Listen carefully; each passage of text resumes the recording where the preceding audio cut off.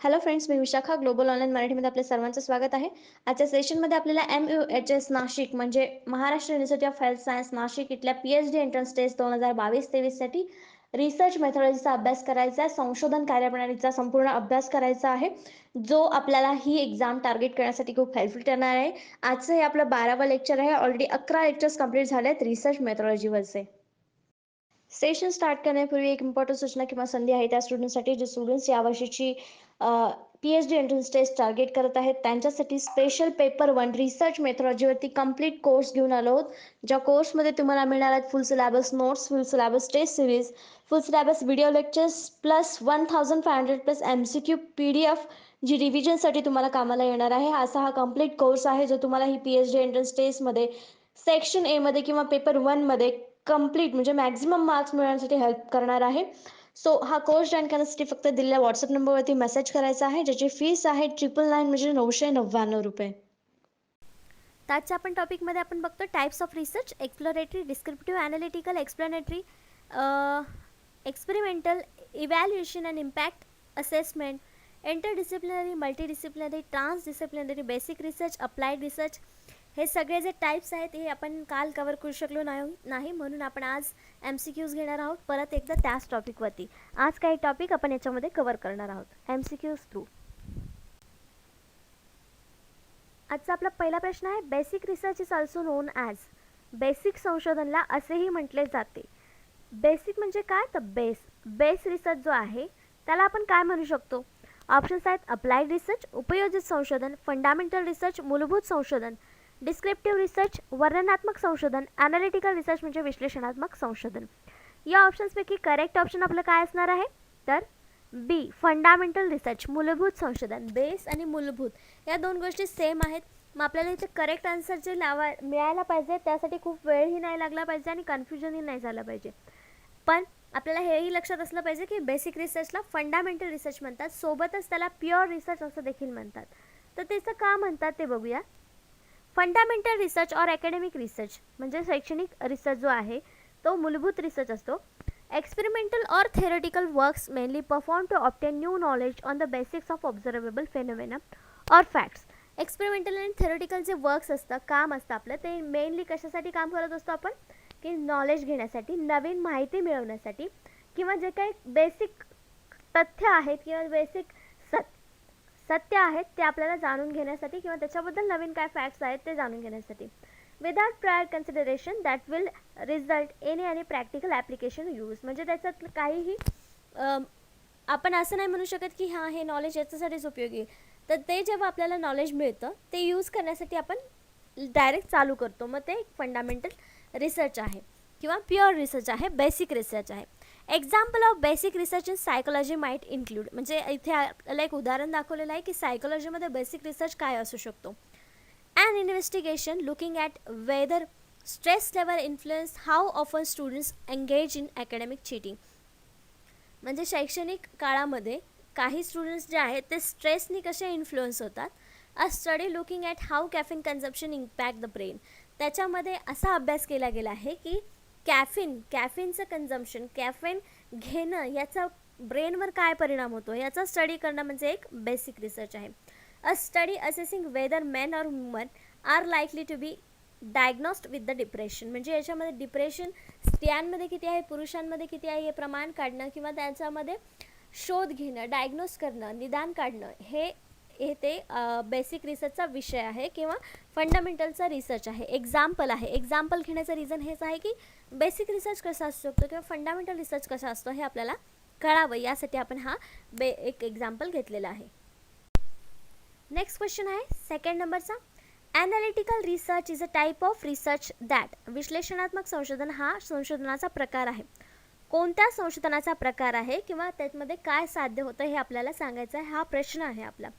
तर ऑप्शन्स आहेत discovers way of finding solution of an immediate problem. त्वरित समस्येचे निराकरण करण्याचा मार्ग शोधतो. तर हे जे डिस्क्रिप्शन आपल्याला दिसतं आहे ऑप्शन ए मध्ये ते आपण बघितलं तर लास्ट टाइम ॲक्शन रिसर्च आहे. इमिजिएट प्रॉब्लेमवरती सोल्युशन शोधणं हे ॲक्शन रिसर्चचं कॅरेक्टरिस्टिक्स आहेत. मग ॲनालिटिकल रिसर्चमध्ये हे येईल का? नाही. गॅदर्स नॉलेज स्किल, ज्ञान कौशल्य गोळा करणे. It is useful for formatting hypothesis और टेस्टिंग हायपोथेसिस, गृहीतके तयार करण्यासाठी किंवा गृहीतकांची चाचणी करण्यासाठी उपयुक्त आहे. ॲनालाइज द फॅक्ट और इन्फॉर्मेशन ऑलरेडी अवेलेबल, आधीपासूनच उपलब्ध तथ्य किंवा माहितीचं विश्लेषण करा. त्याचं करेक्ट आन्सर आपण शोधताना काय करायचं, ॲनालिटिकल रिसर्च म्हणजे विश्लेषणात्मक संशोधन. नावातूनच आपल्याला कळतं की काहीतरी विश्लेषण इथं केलं गेलेलं आहे. मग आपल्याला ऑप्शन डी मध्ये दिसतंय की उपलब्ध तथ्य आणि माहितीचं विश्लेषण करणं याच्यामध्ये येतंय, कारण हा ॲनालिटिकल रिसर्च आहे, विश्लेषणात्मक संशोधन आहे. मग आपलं करेक्ट आन्सर किती काय असणार आहे, डी, ॲनालाइज द फॅक्ट और इन्फॉर्मेशन ऑलरेडी अवेलेबल, जे ऑलरेडी आहे त्याच्यातच आपल्याला विश्लेषण करायचं आहे, त्याला आपण ॲनालिटिकल रिसर्च असं म्हणतो. Analytical research, on the other hand, is fundamentally different in a way that the researchers has to use fact or information already available and analysis this in order to make critical evaluation of the material. तर हे जे analytical research आहे ते already माहिती आहे, already data आहे किंवा facts आहेत त्याच्यावरती विश्लेषण करणं जे आहे त्याच्यातच आपण विश्लेषण करून लोकांना सांगणं किंवा जे रिसर्चर्स आहे आपला अभ्यास करणार आहेत त्यांना सांगणं. हे कशासाठी असतं, the critical evaluation of material, जे मटेरियल अवेलेबल आहे त्याचं आपल्याला मूल्यांकन करण्यासाठी या प्रकारचं रिसर्च केलं जातं, ज्याला आपण ॲनालिटिकल रिसर्च म्हणतो. आपल्या सिलेबसमध्ये आहे ॲनालिटिकल रिसर्च आणि त्याचा मीनिंग किंवा ते कसं असतं हे दाखवलेलं आहे. एक्झाम्पल इथं दिलेलं आहे analytical रिसर्चचं. Examining the fluctuations of US international trade balance during 1974 to 1995 is an example of descriptive research. ते इथं जे उदाहरण दिलेलं आहे की इंटरनॅशनल ट्रेड म्हणजे US मध्ये इंटरनॅशनल ट्रेड जो बॅलन्स आहे तो 1974 आणि 1975 कसा बदलत होता, फ्लक्च्युएट होत होता, ह्याचं एक्झाम्पल जे आहे ते डिस्क्रिप्टिव्ह रिसर्चचं आहे.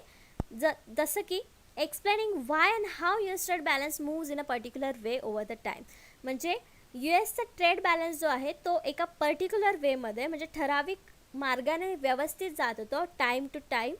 हे कशाचं उदाहरण झालं, हे आहे ॲनालिटिकल रिसर्चचं.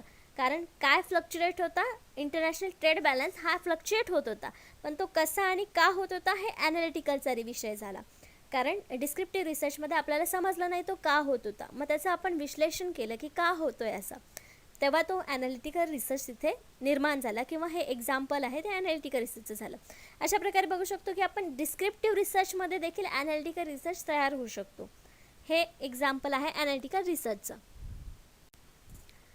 नेक्स्ट क्वेश्चन आहे मॅच द फॉलोइंग, पुढील जोड्या लावा. जे दोन गट दिलेले आहेत आपल्याला, types of research and pair त्याची दिलेली आहे. तर इकडे एका साईडला दिलेलं आहे applied research, fundamental research, longitudinal research, descriptive research, qualitative research.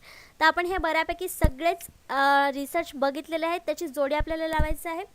Applied research म्हणजे काय आहे, इकडच्या ऑप्शन्सपैकी finding solution and immediate problem, हे पहिलंच आन्सर आपल्याला बरोबर आहे. जे लास्ट क्वेश्चनमध्ये पण बघितलं आपण की एक ऑप्शन होतं आणि ते ॲक्शन रिसर्चचं होतं आणि अप्लाइड रिसर्चला सुद्धा ते लागू होतं. मग finding solution and immediate problem is a applied research. त्याच्यानंतर आहे फंडामेंटल रिसर्च. फंडामेंटल म्हणजे आपण मगाशीच बघितलं की बेसिक नॉलेज जे आहे ते सगळं फंडामेंटल रिसर्चमध्ये येतं आणि त्याचा मेन हेतू काय असणार आहे, गॅदरिंग नॉलेज स्किल्स, म्हणजे याचं सुद्धा पेअर जे आहे ते बरोबर आहे. द लॉन्जिट्युडिनल रिसर्च म्हणजे काय, research carried on a several time period. तर आपलं एका सुरुवातीच्या लेक्चरमध्ये झालेलं आहे लॉन्जिट्युडिनल रिसर्च म्हणजे काय, तर एकाच विषयावरती पण ठराविक कालांतराने झालेला अभ्यास किंवा रिसर्च. जसं की आपण जनगणना म्हणतो, प्रत्येक दरवर्षांनी हा रिसर्च होत असतो, ह्याला आपण लॉन्जिट्युडिनल रिसर्च म्हणू शकतो, पण जो आधीच्या कुठल्या गोष्टींवरती झालेला आहे. तर research carried on a several time period, longitudinal research म्हणजे याची ही पेअर बरोबर आहे. नंतर descriptive research, fact finding enquiry of a social events and system. Last time बघितलं आपण, कालच्या लेक्चरमध्ये बघितलं की डिस्क्रिप्टिव्ह रिसर्च काय आहे, की फॅक्ट फाइंडिंग आहे, ह्युमन बिहेवियरल आहे, सोशल इव्हेंट्सबद्दल आहे, त्याबद्दलचं काही रिसर्च असेल तर तो कुठला असतो, डिस्क्रिप्टिव्ह रिसर्च असतो. नेक्स्ट आहे qualitative research, research based on data. Qualitative research बघितलं आपण कालच बघितलं तेही की क्वालिटेटिव्ह रिसर्च म्हणजे काय आहे, तो बेस्ड असतो डेटा जो मिळालेला आहे त्याच्यावरती डिपेंडंट असतो. म्हणजे याचे जे पेअर आहेत ते समोरच आपल्याला बरोबर मिळालेलं आहे. त्याचं करेक्ट आन्सर देखील सेम आहे की समोरचे जे पेअर आहेत ते बरोबर करेक्ट आन्सर आहेत आपल्या. तर इथे काय काय सांगू शकतो, अप्लाइड रिसर्च समजलं आपल्याला, फंडामेंटल रिसर्च समजलं, लॉन्जिट्युडिनल रिसर्च समजलं, डिस्क्रिप्टिव्ह रिसर्च समजलं आणि क्वालिटेटिव्ह रिसर्च देखील समजलं. याच्या पेअरनुसार आपण ह्याची उदाहरणं किंवा अर्थ जो आहे तो काढू शकतो. शॉर्टमध्ये या रिसर्चमध्ये काय आहे हे आपण योग्य प्रकारे सांगू शकतो. नेक्स्ट क्वेश्चन आहे 4th नंबरचा. Fundamental research is a type of research that. मूलभूत संशोधन हा संशोधनाचा प्रकार आहे. कशाचा किंवा त्यामध्ये काय असतं? बेसिक रिसर्च बघितलं त्याला आपण फंडामेंटल रिसर्च म्हणतो. पण फंडामेंटल आणि बेसिक रिसर्च त्यांचं मूळ काय आहे किंवा ते कशासाठी असतात? ऑप्शन्स आहेत discover ways of finding solution in immediate problem. Applied रिसर्चचं आहे, आपण बघितलेलं आहे. हे सतत आपल्या लक्षात राहायला पाहिजे. झोपेत जरी आपण बघितलं हे स्टेटमेंट तेव्हा ते कुठल्या रिसर्चचं आहे ते आपण सांगितलं पाहिजे किंवा ते त्या रिसर्चचं वैशिष्ट्य आहे हे आपल्याला माहिती पाहिजे. गॅदर्स नॉलेज स्किल, ज्ञान कौशल्य गोळा करणे. It is useful for formatting hypothesis और testing hypothesis. None of the above, वरीलपैकी काहीही नाही. डी तर ऑप्शन नसणार आहे. यामध्ये करेक्ट आन्सर आहे आपलं. कारण बेसिक रिसर्च आणि फंडामेंटल रिसर्चमध्ये आपण काय करतो तर नॉलेज जमा करत असतो, नॉलेज स्किल आपण जमा करत असतो. मग आपला करेक्ट आन्सर इथे काय येणार आहे? बी, गॅदर्स नॉलेज स्किल, ज्ञान कौशल्य गोळा करणे. फंडामेंटल रिसर्चमध्ये हे आहे. Fundamental research also known as basic research और प्युअर रिसर्च. जसं मी सुरुवातीला सांगितलं की त्याला बेसिक रिसर्च आणि प्युअर रिसर्च देखील म्हणतात. कन्फ्यूज व्हायचं नाही. जर एक्झाममध्ये तुम्हाला फंडामेंटलच्या जागी बेसिक वर्ड वापरला असेल आणि बेसिकच्या जागी जर प्युअर वर्ड वापरला असेल तर don't get confuse. So basic research or pure research does not usually generate findings that have immediate applications in a practical level. तर प्रॅक्टिकल लेवलवरती इमिजिएट ॲप्लिकेशन करण्यासारखे याचे जनरल हे नसतात, फाइंडिंग्स नसतात किंवा निष्कर्ष नसतात. Fundamental research mainly aim to answer the question why. तर फंडामेंटल रिसर्चमध्ये नेमकं काय असतं तर का या प्रश्नाचा आन्सर त्याच्यामध्ये असतो. कुठलाही आपला प्रश्न असेल किंवा आपला जर प्रॉब्लेम समोर असेल त्याला जर आपण का नाही प्रश्न विचारला तर तो फंडामेंटल रिसर्चचा प्रॉब्लेम होईल, क्वेश्चन होईल. What or how they tend to contribute the pool of fundamental knowledge in a research area. Why सोबतच व्हॉट, हाऊ हे सुद्धा क्वेश्चन्स जे आहेत ते फंडामेंटल नॉलेज मिळण्याचे एरिया आहेत, रिसर्चचे एरिया आहेत असं आपण सांगू शकतो. उदाहरणार्थ आपण असं घेऊ शकतो की पाणी किती वेळानंतर कोणत्या डिग्रीला उकळलं जातं, का उकळलं जातं, हे जे प्रश्न आहेत ते फंडामेंटल रिसर्चचे आहेत. 100 डिग्री सेल्सिअसला पाणी तापल्यानंतर उकळतं. मग हे जे निष्कर्ष निघणार आपला तो फंडामेंटल रिसर्चचा विषय असणार आहे. नेक्स्ट क्वेश्चन आहे 5th नंबरचा. रिसर्च रिलेटेड टू अब्स्ट्रॅक्ट आयडियाज और कन्सेप्ट इज. मूर्त कल्पना किंवा संकल्पनाशी संबंधित संशोधन आहे. कोणतं संशोधन आहे? जे ऑप्शन्स दिलेले आहेत त्यापैकी कुठला रिसर्च आहे जो ॲब्स्ट्रॅक्ट आयडिया आणि कन्सेप्टशी रिलेटेड आहेत? ऑप्शन्स आहेत एम्पेरिकल रिसर्च, अनुभवपूर्ण संशोधन, कन्सेप्च्युअल रिसर्च, वैचारिक संशोधन, क्वांटिटेटिव्ह रिसर्च, क्वालिटेटिव्ह रिसर्च. तर क्वांटिटेटिव्ह क्वालिटेटिव्ह आपण बघितलेले आहेत. हे कन्सेप्ट किंवा आयडियाशी रिलेटेड नाही आहे. एम्पेरिकलसुद्धा एक्सपिरियन्सशी रिलेटेड आहेत, आयडिया किंवा कन्सेप्टशी नाही. मग उरलं एकच ऑप्शन, ते आहे बी, कन्सेप्च्युअल रिसर्च. ज्याच्यात कन्सेप्ट आहे, आयडिया आहे, तो कन्सेप्च्युअल रिसर्च म्हणजे वैचारिक संशोधन हा असणार आहे आपला. म्हणून इथं करेक्ट ऑप्शन आपला बी आलेला आहे. Conceptual research is defined as methodology wherein research is conducted by observing or analyzing already present information on the given topic. तर कन्सेप्च्युअल रिसर्च कुठे केला जातो? जे इन्फॉर्मेशन ऑलरेडी गिवन आहे टॉपिकवरती आणि त्याचं विश्लेषण करायचं आहे, जे ऑलरेडी झालेलं आहे, निरीक्षण झालेलं आहे त्याच्यावरती आपण कन्सेप्च्युअल रिसर्च करू शकतो. It is related to abstract concept और आयडियाज. म्हणजे याच्यामध्ये आपण कन्सेप्ट किंवा आयडियाजवरती रिसर्च करू शकतो. Philosophers have long use conceptual research to develop new theories और interpret existing theory in a different light. म्हणजे हे कशासाठी वापरतात? फिलॉसॉफर ही कन्सेप्ट वापरतात जी कन्सेप्च्युअल रिसर्चची आहे. त्याच्यामध्ये काय करतात? नवीन थेअरीज, नवीन सिद्धांत किंवा ज्या ऑलरेडी थेअरीज आहेत त्याच्यावरती डिफरंट दुसऱ्या अँगलनी लाईट टाकण्यासाठी ही कन्सेप्च्युअल रिसर्चची कन्सेप्ट वापरली जाते. The definition of conceptual research. Conceptual is something having to do with the mind or with mental concept or philosophical or imaginary ideas. तर जी कन्सेप्ट ही जी कन्सेप्च्युअल जी word आहे किंवा ती जी डेफिनेशन आहे ती आपल्या कुठल्या तरी मनाशी किंवा मानसिक संज्ञेशी रिलेटेड आहे. फिलॉसॉफिकल और इमॅजिनरी आयडिया आहेत म्हणजे आपल्या काल्पनिक आयडियाज जे आहेत त्याच्याशी रिलेटेड आहे. Example of conceptual is when you formulate an abstract philosophy to explain the world which can not be proven or seen. तर ह्याच्यामध्ये उदाहरण म्हणून काय दिलेलं की formulate and abstract philosophy. Philosophy जे आहे ते आपल्याला डोळ्याला दिसणार नाही. Philosophy to explain the world. World जे आहे ते आपल्याला एक्सप्लेन करता येणार नाही किंवा दाखवता येणार नाही, पण ती एक गोष्ट आहे, ती एक कन्सेप्ट आहे, अस्तित्वात आहे, हे आपल्याला इथे कन्सेप्च्युअल रिसर्चमध्ये दाखवायचं असतं. नेक्स्ट क्वेश्चन आहे 6 नंबरचा. Research to study effect of certain policies, plans and programmes is. ठराविक धोरणे, योजना आणि प्रोग्राम्सच्या परिणामांचा अभ्यास करण्याचे संशोधन कोणतं आहे? ऑप्शन्स आहेत अप्लाइड रिसर्च, उपयोजित संशोधन, डिस्क्रिप्टिव्ह रिसर्च, वर्णनात्मक संशोधन, इव्हॅल्युएशन रिसर्च, मूल्यांकन संशोधन, कॅज्युअल रिसर्च, प्रासंगिक संशोधन. तर पॉलिसीज, प्लॅन्स अँड प्रोग्राम यांचा इफेक्टचा अभ्यास करायचा आहे. म्हणजे आपल्याला काय करायचं आहे, इथे एका गोष्टीचं इव्हॅल्युएशन करायचं आहे. हा प्रासंगिक नाही आहे किंवा उपयोजितही नाही आहे की लगेच त्याचं ॲप्लिकेशन करायचं आहे. फक्त डिस्क्रिप्टिव्ह तर नाहीच. मग इथे इफेक्टचा अभ्यास करायचा आहे. कशाच्या? तर पॉलिसीज, प्लॅन्स आणि प्रोग्राम्स जे ऑलरेडी आहेत त्यांचा. मग त्यांचं आपल्याला इव्हॅल्युएशन करायचं आहे. म्हणजे इथं आपलं करेक्ट आन्सर काय असणार आहे? सी, इव्हॅल्युएशन रिसर्च, मूल्यांकन संशोधन इथे केलं जाणार आहे. Evaluation research is a systematic assessment of the worth or merit of time, money, efforts or resource spent in order to achieve a goal. Goal achieve करण्यासाठी इव्हॅल्युएशन रिसर्चमध्ये आपण टाईम, मनी, एफर्ट आणि रिसोर्स हे spend करत असतो systematic पद्धतीने. Evaluation research enhances knowledge and decision making or leads to practical application. तर evaluation रिसर्चमध्ये काय करत असतो आपण? नॉलेज जे आहे मिळालेलं ते आपण डिसिजन मेकिंग म्हणजे डिसिजन घेण्यासाठी ते वापरत असतो आणि प्रॅक्टिकल ॲप्लिकेशनसुद्धा त्याचं वापरत असतो. तर इथं आपल्याला एक उदाहरण दिलेलं आहे की बांगलादेशचं, ज्या बांगलादेशमध्ये सुरुवातीला लिपिओडॉल इंजेक्शन कॅम्पेन चालू केलं होतं 1989मध्ये आणि 2 वर्षानंतर त्याचा इम्पॅक्ट कॅम्पेन चालू केला होता आणि इम्पॅक्ट जो आहे तो इव्हॅल्युएट केला होता. तर इव्हॅल्युएशन रिसर्च अशा प्रकारे आपण इथे वापरू शकतो. The result were compared with another area where no such attack was launch. ते इव्हॅल्युएशन करताना काय केलं होतं? रिझल्ट जे आहेत ते कम्पेअर केलं होतं ज्या एरियामध्ये हा अटॅक झाला नव्हता.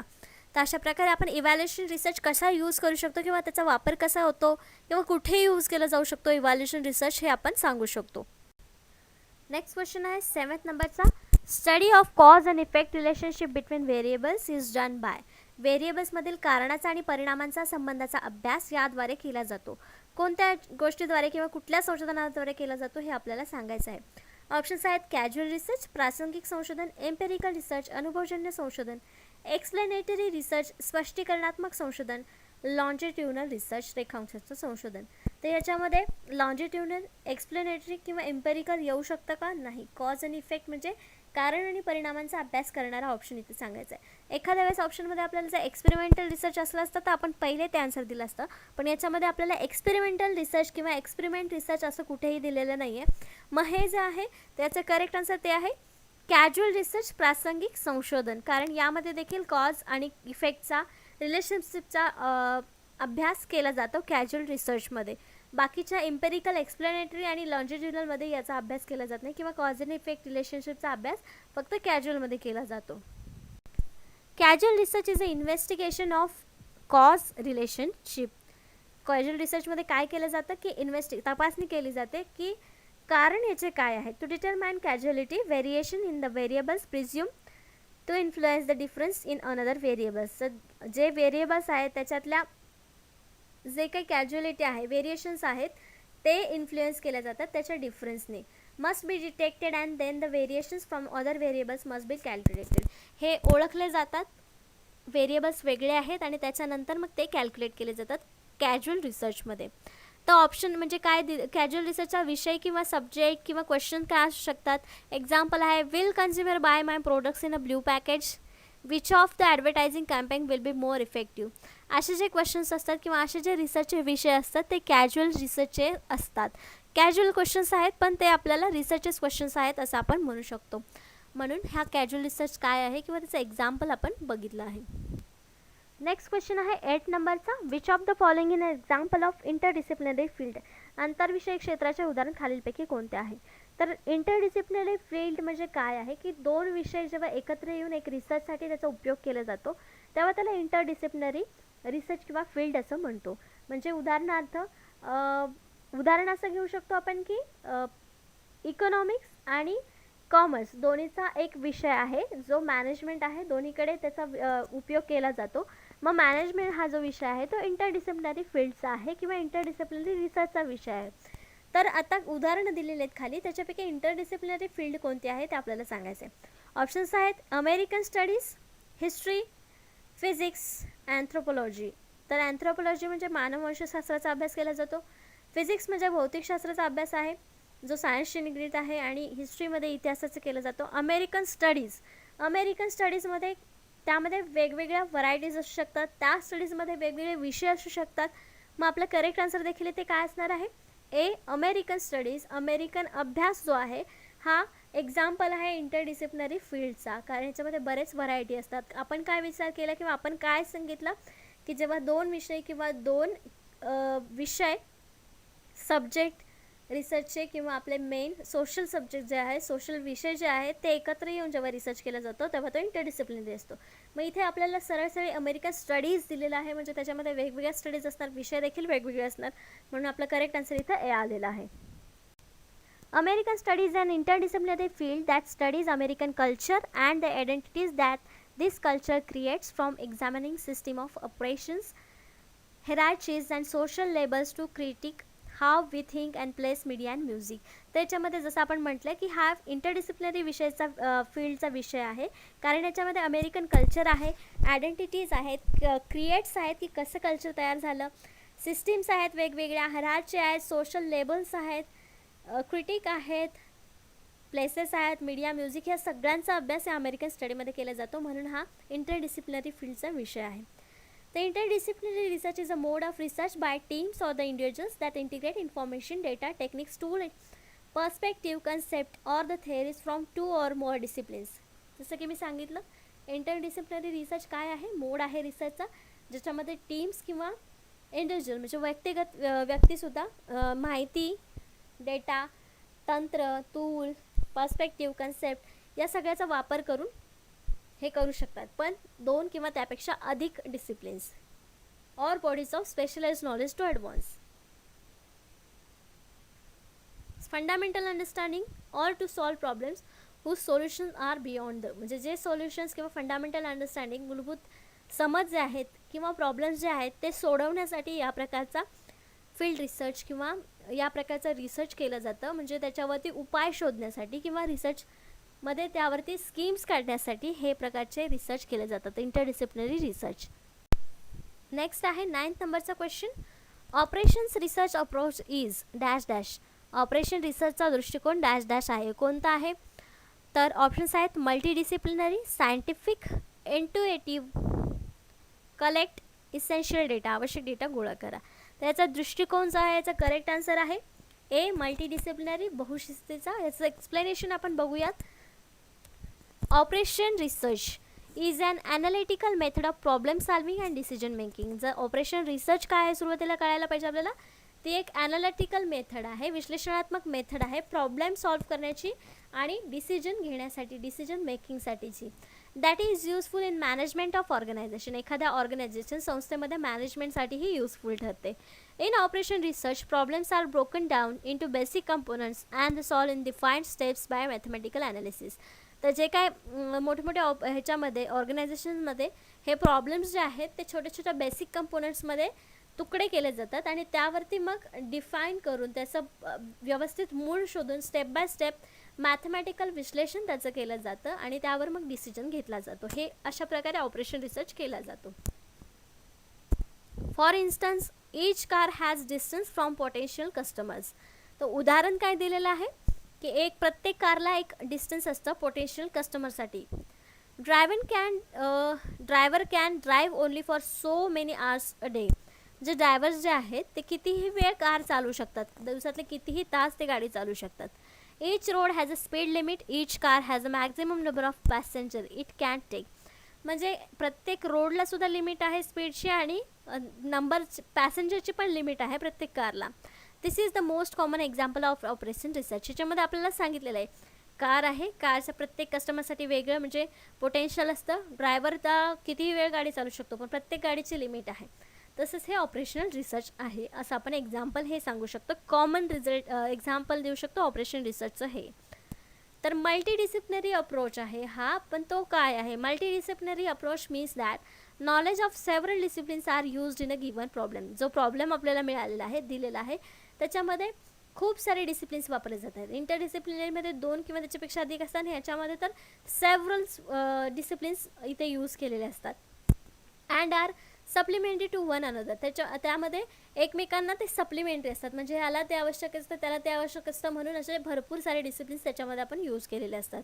In such a way that it is possible to draw a clear cut conclusion. याच्यामुळे काय होतं की निष्कर्ष जो आहे तो क्लिअर कट समोर येण्यासाठी, स्पष्ट करण्यासाठी समोर येत असतो.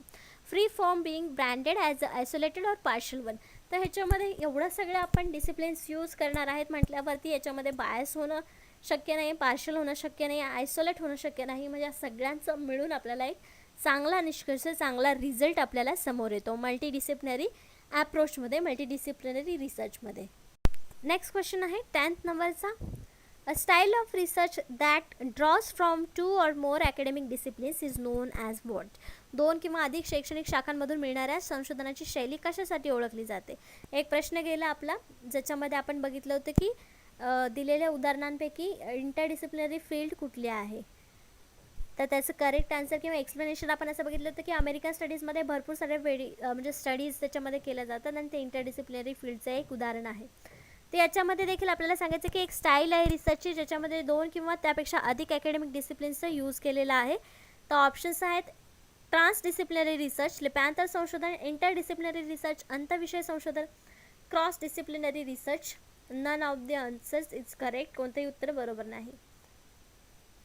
तर मागच्या प्रश्नावर आपला ह्याचं करेक्ट आन्सर आपल्याला मिळायला पाहिजे, ते आहे बी इंटरडिसिप्लिनरी रिसर्च. 2 किंवा त्याच्यापेक्षा अधिक अकॅडमिक डिसिप्लिन्स इथे वापरले असतात तेव्हा तो इंटरडिसिप्लिनरी रिसर्चचा विषय असतो, म्हणून आपला करेक्ट आन्सर इथे बी आलेला आहे. Interdisciplinary study allows for synthesis of ideas and the synthesis of characteristics from many disciplines.